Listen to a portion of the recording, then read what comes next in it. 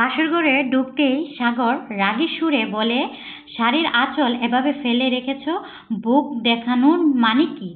আর বিয়ের শাড়ি পাল্টানোর দরকার কি ছিল? বিয়ের রাতে স্বামীর মুখে এমন কথা শুনে তিয়াশা অবাক হয়ে যায়। আজই তার বিয়ে হয়েছে সাগরের সাথে। বিয়ের রাতে স্বামীর থেকে এরকম কথায় চমকে ওঠাতেই স্বাভাবিক। সন্ধ্যার কিছু পরেই সে এই বাসাতে এসেছে। তখন থেকে একটা রুমে একাই বসে আছে। সাগরের আসা নামগন্ধও নেই। মাঝে কয়েকবার অবশ্য এ বাড়ির লোকজন এসেছে। নানাজনে নানা কথা বলেছে। সাগরের বোন কিছুক্ষণ আগে এসে বলে গিয়েছে শাড়ি পাল্টে সাধারণ শাড়ি পরতে। তার কথা মতোই তিয়াশা শাড়ি পাল্টিয়েছে। আর একা বসে থাকতে থাকতে কখন শাড়ির আঁচল সরে গিয়েছে খেয়াল করিনি। আমতা আমতা করে তিয়াশা বলে, আপু একটু আগে বলেছিলেন শাড়ি পাল্টে সেজন্য। সাগর আবারও রাগী গলায় বলে, বিয়ে তো আপু করিনি যে আপুর কথায় সব চলবে। তিয়াশা এবার অবাক হয়ে যায়, কি বলছে বুঝতে পারছে না। বাসায় রাত নিয়ে প্রত্যেকটা মেয়েই স্বপ্ন থাকে। তিয়াশার মনে হতে থাকে তার স্বপ্ন ধূলিসাৎ হয়ে যাবে।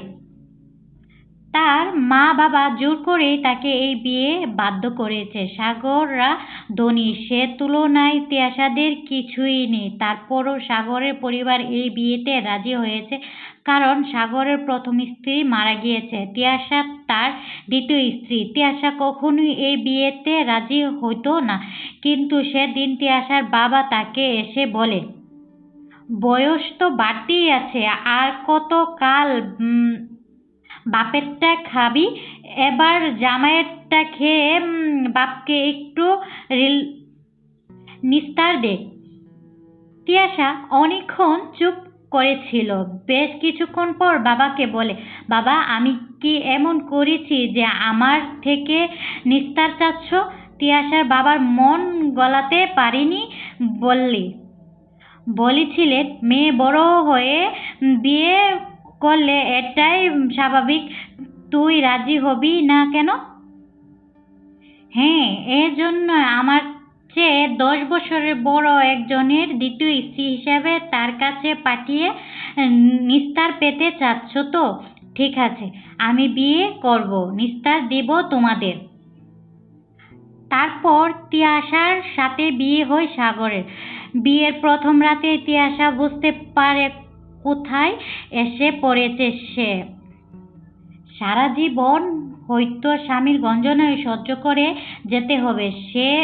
সে যে দ্বিতীয় স্ত্রী।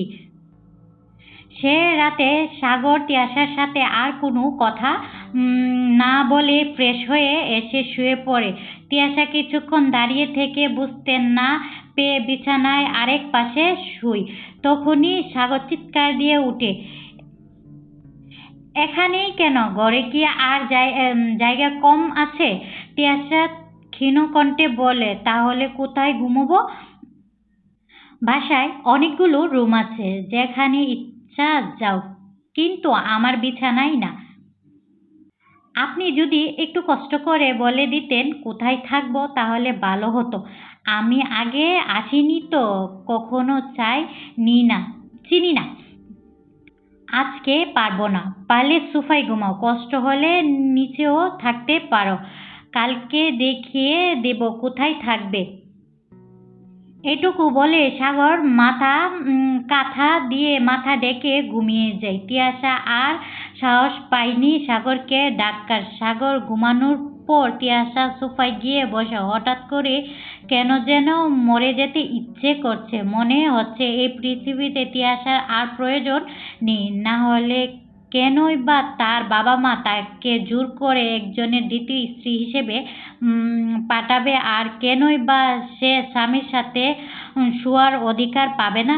কি এমন পাপ করেছিল সে, যার জন্য তাকে এই শাস্তি পেতে হচ্ছে? তিয়াশা নিজেকে আর আটকে রাখতে পারল না। শত চেষ্টা যেন চোখের জলে বাদ দিয়ে পারছে না।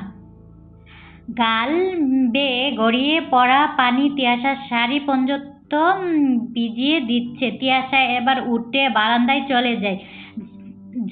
জানালা তো নেই, যদি কান্নার শব্দ সাগর উঠে যায় তাহলে আবার কি করে বসে? সারা রাত বারান্দাতেই কাটিয়ে দেই তিয়াশা। বারান্দার গ্রিল ধরে সারা রাত যত চোখের পানি ফেলেছে তত পানি মনে হয় সারা জীবনেও ফেলেনি। তবুও কাউকে অভিশাপ দেয়নি সে, নিজের ইচ্ছার বিরুদ্ধে বিয়ে দেওয়ার জন্য বাবা মাকেও না, বিয়ের প্রথম রাতেই রূঢ় আচরণ করার স্বামীকেও না, বরং বরং কায়মনো বাক্য প্রার্থনা করেছে যাতে সৃষ্টিকর্তা তার জীবনটা কেড়ে নেই। এভাবে বেঁচে থাকার চেয়ে নিজের স্বপ্নগুলো বিসর্জন দিয়ে জগতের মায়া ত্যাগ করে মরে যাওয়াও ভালো। এভাবে কখন যে রাত কেটে যায় তিয়াশা টেরও পায় না। ফজরের আজান শুনে বুঝতে পারে সে ঘরে এসে উজু করে নামাজ পড়ে এরপর আবার বারান্দায় যায়। কিছু তো আর করার নেই। এদিকে সাগর তো ঘুমাচ্ছেই। আস্তে আস্তে ভোরের আলো ফুটছে, অন্ধকারাচ্ছন্ন আকাশ ফর্সা হতে থাকে, পাখির কিচিরমিচির শব্দে মুখরিত হয়ে যায় চারপাশ। ঢাকা শহরের সকালও যে এত সুন্দর হতে পারে এটা তিয়াশার ধারণার বাইরে ছিল। তিয়াশা ভাবে তার জীবনের অন্ধকারও যদি এভাবে কেটে যেত, যদি সেও সুন্দর একটা জীবন পেত, সুন্দর একটা সংসার পেত। এটা কি এত অসম্ভব? অসম্ভব কিছুই নয়, কিন্তু সম্ভব বা হবে কিভাবে? কিছুক্ষণ পর সাগর ঘুম থেকে উঠে। তিয়াশা বারান্দায় ছিল, খেয়াল করেনি। সাগর বারান্দায় এসে তিয়াশাকে দাঁড়িয়ে থাকতে দেখে বলে, সকাল সকাল এভাবে দাঁড়িয়ে দাঁড়িয়ে থেকে নিজেকে সবার সামনে দেখানোর মানে কি? আবার ঘরে কি জায়গা দেয়নি নাকি সে বারান্দায় এসে নিজেকে এভাবে প্রদর্শন করতে হবে? তিয়াশার খুব ইচ্ছে করছিল বলতে, স্বামীর বিছানায় শোয়ার অধিকার দেননি, মানেই তো ঘরে থাকার জায়গা দেননি, কিন্তু আর বলে না। না জানিয়ে এটা শুনে সাগর আরো কি কি করবে। তিয়াশাকে চুপ করে থাকতে দেখে সাগর আরো জোরে বলে, একবার বললাম কথা কানে যায় না? তিয়াশা আর কিছু না বলে ঘরে যায়। সাগর বাথরুমে যায় ফ্রেশ হতে। সাগর বাথরুমে যাওয়ার পর তিয়াশা রুম থেকে বেরিয়ে আসে। রান্নাঘরে গিয়ে দেখে সাগরের মা কাজ করছে। তিয়াশা এগিয়ে এসে বলে, মা, আমি সাহায্য করি? সাগরের মা ঘুরে তাকিয়ে বলে, না না, আমি করছি। রাতে তোমার কোনো সমস্যা হয়নি তো? তিয়াশা একবার ভাবল যে ছেলে তার স্ত্রী নিজের সাথে থাকতে দেয় না, তার সাথে সমস্যা কি হবে। কিন্তু কিন্তু সেরকম কিছু না বলে হাসিমুখে বলে, না মা, কোনো সমস্যা হয়নি। সাগরের মা একটু সন্দেহের দৃষ্টিতে তাকালেন, যেন মনে হয় আকাশ আশা করছিলেন তিয়াশা একগাদা সমস্যার কথা বলবে। সেরকম কিছু না হওয়ায় একটু অবাকই হয়েছেন, কিন্তু সেজন্য কিছু বললেন না। তিয়াশাকে বললেন, আচ্ছা তুমি যাও, আমি নাস্তা নিয়ে আসছি। মা, আমিও আপনাকে সাহায্য করি, তাহলে তাড়াতাড়ি হয়ে যাবে। সাগরের মা একবার হাসিমুখে সায় দিলেন। তিয়াশা জিজ্ঞাসা করে, উনি কি পছন্দ করে? কিছুই তো জানি না। সকালে নাস্তা খান কখন? সাগরের কথা বলছো তো? ও সকালে 1 কাপ কফি খায়, তারপর নাস্তা খেয়েই অফিসে চলে যায় 8টার মধ্যে। এখন কি তাহলে কফি দিব? হ্যাঁ দাও। তিয়াশা খুঁজে খুঁজে সব বের করে কফি বানায়। এরপর সাগরের রুমে নিয়ে যায়। সাগরের দিকে কাপ এগিয়ে দিয়ে বলে, আপনার কফি। সাগর না নিয়েই জিজ্ঞাসা করে, কে বানিয়েছে এটা? তিয়াশা ভয়ে ভয়ে বলে, আমি। সাগর একবার চিৎকার দিয়ে বলে, কে তোমাকে সাহস দিয়েছে আমার জন্য কফি বানানোর? আমি বলছিলাম। সাগরের চিল্লানিতে সাগরের মা এসে জিজ্ঞাসা করে, কি হয়েছে সাগর, এভাবে চেঁচাচ্ছিস কেন? সাগর তার মাকে বলে, ওর সাহস হয় কি করে যে আমার জন্য কফি বানিয়ে আবার আমাকে দে? কে এত সাহস দিয়েছে ওকে? কি যা তা বলছিস? তোর বউ, ওকে দিয়ে দোষের কি আছে? এজন্য এভাবে চিৎকার করবি নাকি? সাগর আরো চেঁচাচ্ছে, উচ্চ সুরে বলে, কিসের বউ? তোমরা নিজেরা আমার বউ বানিয়ে দিয়েছ। আমি বলেছিলাম ও ও আমার বউ হতে? তিয়াশা এ কথা শুনে আর ধরে রাখতে পারে না, দু হাতে মুখ ডেকে সবার সামনেই কাঁদতে শুরু করে। সাগর যেন আরো ক্ষেপে যায়। এভাবে নেকামি করে কাঁদার মতো কিছু বলেছি? কাঁদতে মন চাইলে অন্য কোথাও গিয়ে কাঁদো, আমার সামনে এত ঢঙের দরকার নেই। সাগরের মা তিয়াশাকে সাগরের রুম থেকে নিয়ে আসে, তিয়াশাকে অন্য রুমে বসিয়ে সাগরের নাস্তা দেয়। সাগর নাস্তা খেয়ে অফিসে চলে যায়। এর মাঝে তিয়াশা আর সাগরের রুমে যায়নি, একা একাই চোখের পানি ফেলছে। সাগরকে বিদায় দিয়ে সাগরের মা তিয়াশার কাছে আসছেন। তিয়াশা তখনও কাঁদছিল। তিয়াশাকে আদর করে বললেন, তুমি আমাকে মিথ্যে বলেছিলে, এটা আগেই বুঝেছিলাম। তিয়াশা অবাক হয়ে তাকায়। সাগরের মা বলেন, বললেন না বললে না যে রাতে কোনো সমস্যা হয়নি? হয়েছে তো জানি, কি হয়েছে সেটা বলো। তিয়াশা কান্নার জন্য কথাই বলতে পারছিল না। সাগরের মা তিয়াশাকে বলল, দেখো মা, তোমার না মানিয়ে নিতে কষ্ট হবে, কিন্তু আমার বিশ্বাস সাগরকে তুমি ঠিক করতে পারবে। আর তোমার যদি কোনো কষ্ট হয় তাহলে তুমি আমাকে বলবে, কিন্তু সাগরের কিছু বলতে যেও না। তিয়াশা এবার শাশুড়িকে প্রশ্ন করে, আচ্ছা মা, ওনার কি হয়েছিল বললেন বললেন কি? আমি আসলে হুট করে বিয়েটা করে ফেলেছি, কোনো প্রকার প্রস্তুতি ছাড়াই, তাই তেমন কিছু জানি না। হ্যাঁ অবশ্যই, স্ত্রী হিসাবে তোমার তা অবশ্যই জানা উচিত। সাগরের মা তিয়াশাকে পাশে বসিয়ে বলতে শুরু করলেন,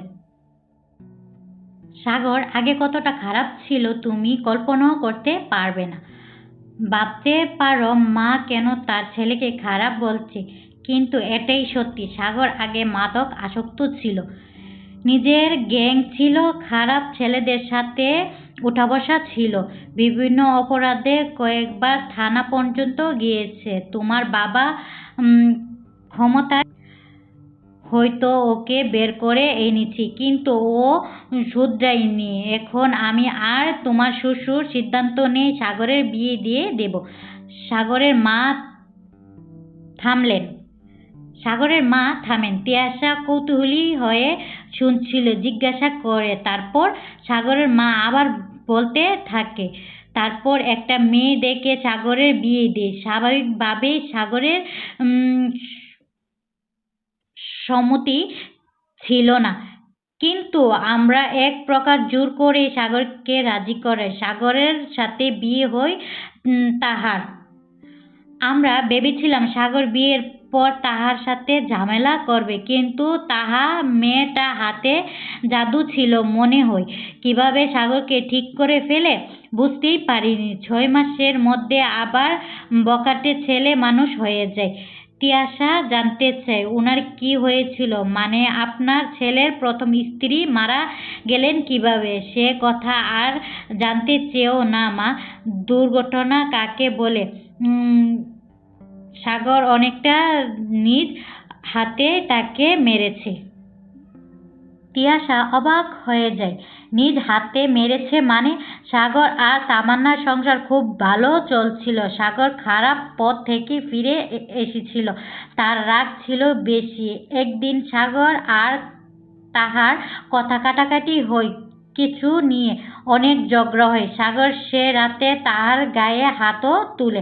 তাহা এতে অনেক কষ্ট পায়। যাই হোক, এক পর্যায়ে তাহা বলে সাগর যতদিন ক্ষমা না চাইবে ততদিন সে এই সংসার করবে না।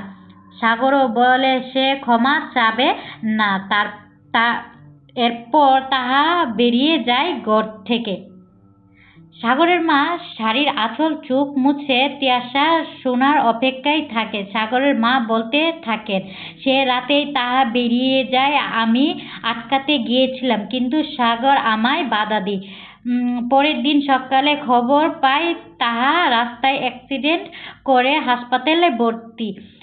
সাগর তাহার সাথে যতই খারাপ ব্যবহার করুক না কেন তাহাকে সত্যিই ভালোবাসত। তাই সেই সাগর সবার আগে ছুটে যায়। আমরাও যাই। সেখানে শুনতে পাই তাহার অবস্থা একদমই ভালো না, যে কোনো সময় খারাপ সংবাদ আসতে পারে। সাগর পুরোপুরি ভেঙে পড়ে। সন্ধ্যার দিকে ডাক্তার এসে জানায় তাহার জ্ঞান ফিরেছে। সাগর তখনই ভিতরে যায়, তাহার হাত ধরে ক্ষমা চায়। তার কথা বলার অবস্থায় ছিল না, শুধু মুচকি হাসে। ডাক্তার জানান বিপদ যা ছিল মোটামুটি কেটে গেছে। সে অপারেশনের কথা হয়েছে, তা সফল। খুব দ্রুতই হয়তো তাহা সুস্থ হয়ে যাবে। ডাক্তার কথা আমার বিশ্বাস পাইনি। সাগর তাহার হাত ধরে একইভাবে বসেছিল। রাত ৮টার দিকে তাহার প্রথম কথা বলে। প্রথম কথাই ছিল সাগরের উদ্দেশ্যে, কালকের জন্য সরি। সাগর বলছিল, সরি তো আমি, আমার জন্যই এত কিছু হলো। ভুল কিছু করলে ক্ষমা করে দিও আমায়। সাগর একটু রেগে গিয়ে বলে, কি যা তা বলছ? ডাক্তার বলছে তুমি সুস্থ হয়ে যাবে। ডাক্তারের কাছেই তো ডাক্তারদের কাজই তো আশ্বাস দেয়া। সাগর, তুমি আমায় ক্ষমা করে দিও। ভুল তো আমি করেছি, তাহা ক্ষমা তো আমার চাওয়া কথা। তাহা মুচকি হেসে বলেছিল, তার মানে কিছু মনে করনি তা? সাগর জবাব দেয়, আরে না, দোষ তো আমার। তাহা হাসির পর তাহা হাসি পরদি আরো বাড়িয়ে দেয়, শক্ত করে চেপে ধরে সাগরের হাত। তারপরেই হঠাৎ সাগরের মা থেমে যায়। তিয়াশার যন্ত্রণা মন্ত্রমুগ্ধের মতো শুনছিল। বুঝতে পারে মারার কষ্ট হচ্ছে, বলতে জোর করে না। সাগরের মা একটু থেমে আবার বলে, তারপর সাগরের হাত ধরে তাহার বমি করে দেয়, রক্তবমি। দ্রুতই ডাক্তার এসে বলল, চেক করে সবাইকে বের করে দে। কিছুক্ষণ পর এসে জানায় তাহা আর নেই। সাগরের হাত ধরে তাহা চলে যায় ওপারে। তিয়াশারও কষ্ট হতে থাকে। ছোটবেলায় তার দাদির মৃত্যু দেখেছিল। কি ভয়ঙ্কর সে মৃত্যু! পুরো বাড়িতে কান্নার পুরী বানিয়ে দিয়েছিল দাদির মৃত্যু। ছোট তিয়াশার মনে সেটা ভালোভাবে আঁচ কাটে। তখন থেকেই তিয়াশার খুব ভয় পায় তিয়াশা। আর মাত্র নিজ কানে স্বামীর প্রথম স্ত্রীর মৃত্যুর কথা শুনল, কি বেদনা বিদুর। সৃষ্টিকর্তা যদি মৃত্যু না দিত, মানুষ জন্মাতো। কিন্তু কারো যদি মৃত্যু না হতো, অনেক সমস্যাই হতো। কিন্তু কেউ অজান্তে করতো, কষ্ট পেত না। কিন্তু কেউ অন্তর এরকম কষ্ট পেত না। তিয়াশা শাশুড়ির দিকে তাকায়। সাগরের মা বলেন, এরপর থেকে সাগর কেমন যেন বদলে গেছে। প্রথম কয়েকদিন কারো সাথেই কথা বলতো না, একদম একা একা থাকতো। অফিস যেত না, কোনো কাজ করতো না, সারাক্ষণ নিজের রুমে বসে থাকতো। কখনো তাহার ওড়না নিয়ে, কখনো জামা নিয়ে, কখনো বা অন্য কিছু নিয়ে। এরপর আমাদের জোরাজুরিতে একটু স্বাভাবিক হয়, অফিসে যাওয়া শুরু করে। কিন্তু তাহার স্মৃতি বলতে পারিনি কখনোই, এমনকি এখনো না। তিয়াশা অনেকক্ষণ পর কথা বলে, জানি মা, যে মানুষটা উনাকে স্বাভাবিক করেছে তার স্মৃতি ভোলা এত সহজ না। কিন্তু গত কয়েকদিন ধরে সাগর আবার আগের মতো হয়ে যাচ্ছে। আবার মাদক নেওয়া শুরু করেছে, দেরি করে বাসায় আসে, আমাদের সাথে একদমই কথা বলে না। তিয়াশার হঠাৎ করে মায়া হতে থাকে সাগরের জন্য। যে মানুষটার সাথে সারা জীবন কাটাবে বলে গতকাল রাতে আফসোস করছিল, আজ তার ঘটনা শোনার পর তার জন্যই কষ্ট লাগছে। তাকে তিয়াশা আর কথা বলবে না। রাতে সাগর বাসায় আসে, দেখে বোঝা যায় নেশা করে এসেছে। তিয়াশা সাগরের মাকে বলে পানি নিয়ে যায়। ভেবেছিল সাগর এটা নিয়েও বাড়াবাড়ি করবে, কিন্তু সেরকম কিছুই করেনি। কথা না বলে বাথরুমে যায় ফ্রেশ হতে। তিয়াশা সাগরকে খাবার খেতে ডাকে, সাগর এবারও কিছু বলে না। কিছুক্ষণ পর খাবার খেয়ে চুপচাপ নিজের রুমে চলে আসে। সব কিছু গুছিয়ে তিয়াশাও শুতে আসে। তখন প্রথমবারের মতো সাগর তিয়াশার সাথে কথা বলে। কাল মানা করছিলাম না এখানে শোয়ার জন্য, এরপর এখানে এসেছ কোন সাহসে? তিয়াশা বলে, কোথায় থাকবো সেটাও তো বলে দেননি। সারাদিন ঘোড়ার ঘাস কেটেছ নাকি যে এখনো জানো না কোথায় থাকবে? না, জানি না, আপনি বলে দিন। সাগর হঠাৎ করে যেন ক্ষিপ্ত হয়ে যায়। তিয়াশার দিকে এগিয়ে এসে বলে, মুখে মুখে তর্ক করা আমি একদমই পছন্দ করি না। আমি তো আপনার সাথে তর্ক করছি না। আপনি একটা কাজ করতে নিষেধ করেছেন, তাই জানতে চাইছি কি করব। উম, আপনি অযথাই ভুল বোঝেন। আবার সাগর হঠাৎ করে এগিয়ে এসে তিয়াশার গালে সজোরে চড় বসিয়ে দেয়। তিয়াশা কোনো রকমে দেয়াল ধরে নিজেকে সামলাতে ভয়ে ভয়ে সাগরের দিকে তাকায়। কিছু বুঝে ওঠার আগে সাগর তিয়াশার ওড়না ধরে টান দিয়ে ফেলে দেয়। তিয়াশা এবার আর নিজেকে সামলাতে পারে না, মাটিতে পড়ে যায়। সাগর হঠাৎ কেন এরকম করছে তিয়াশা বুঝতে পারছে না। উম, উঠে দাঁড়ানোর আগে সাগর তিয়াশার চুলের মুঠি ধরে টেনে আবার গালে চড় মারে। তিয়াশা এবার আর আটকাতে পারে না, গলা দিয়ে আওয়াজ বের হয়ে যায়। সাগরের মা শুনতে পান, দ্রুত ছুটে আসেন সাগরের রুমে, সাথে সাগরের বুনো। সাগরের মা তিয়াশাকে টেনে সাগরের কাছ থেকে সরানোর চেষ্টা করে, বলে, সাগর তুই কি পাগল হলি নাকি? কিসব করছিস? মেয়েটাকে এভাবে মারছিস কেন?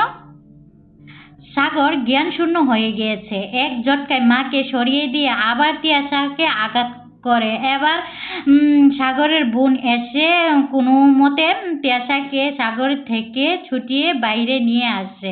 সাগরের মা সাগরকে বলে, এরকম পাগলামি করছিস কেন? ও তোর বউ হয়ে এসবের মানে কি? হ্যাঁ? সাগর চিৎকার দিয়ে বলে, আবার বউ বউ করছো?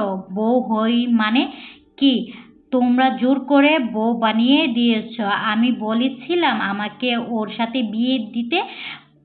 কোথাকার কোন নষ্টা মেয়েকে আমার বউ বানিয়েছ তার আমাকে না বলে? আহা সাগর, এভাবে বলছিস কেন? মেয়েটা শুনলে কি ভাববে বল? আর তুই বিয়ে না করলে নাকি জীবন কি করবি? এটা একাই আর এত থাকবি, আর তাহার স্মৃতি নিয়ে বা কতকাল পরে থাকবি? নিজের কথা একটু ভাব। তোরও তো একটা জীবন আছে, আর তাহা তুই আমাদের বড় ছেলে, সংসারেও একটা দায়িত্ব তোকে নিতে হবে। এখন তুই যদি এসব করিস তাহলে কিভাবে হবে বল? আমাকে জ্ঞান দিতে হবে না, বের হও আমার ঘর থেকে। সাগরের মা আর কিছু না বলে বের হয়ে আসেন। তিয়াশা দরজার দাঁড়িয়ে দাঁড়িয়েই সব শুনেছিল। সাগরের মা বের হতেই কেঁদে দেয়। সাগরের মা তিয়াশাকে জড়িয়ে ধরেন। তিয়াশা বলে, মা আমি ভিতরে যাই, ওইখানেই থাকি। মাথা খারাপ নাকি তোমার? সর্বনাশ, তোমাকে না বাঁচালে তুমি আজকে হয়তো সাগরের হাতে মরেই যেতে, আর এখন বলছো ওর সাথে থাকবে।